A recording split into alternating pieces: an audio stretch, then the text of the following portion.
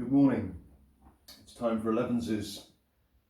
I don't know what you've been up to today. You may have been doing some work, you may have been reading, sleeping, out exercising.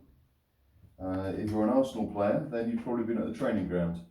Things haven't been going very well there. Sometimes when things don't go well, we get angry. Sometimes we get sad.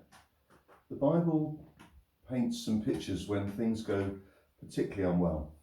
And in the middle of the Bible, there is a little book called Lamentations, the Lamentations of Jeremiah. Lament is something we don't do very well.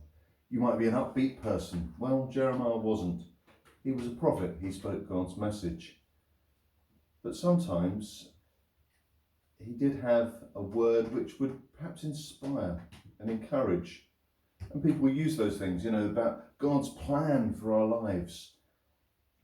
God does have a plan, but that doesn't mean that bad things won't happen. Look at Jesus. So in the book of Lamentations, we have a cry to God. God, things aren't going well. We've been in a season when things haven't been going well. And sometimes we have to sit with that, and maybe the church needs to help society rediscover that.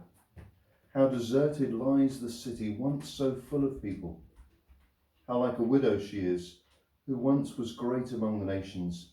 She who was a queen among the provinces has now become a slave. Bitterly she weeps at night, tears are upon her cheeks. Among all her lovers there is none to comfort her. All her friends have betrayed her. They have become her enemies. And the book of Lamentations carries on in that vein, pouring out heartfelt cries to God. You might feel like that today, and that's okay. Even in the midst of despair, God has promised never to leave us nor forsake us. So cry out to him if you need to. God's big enough.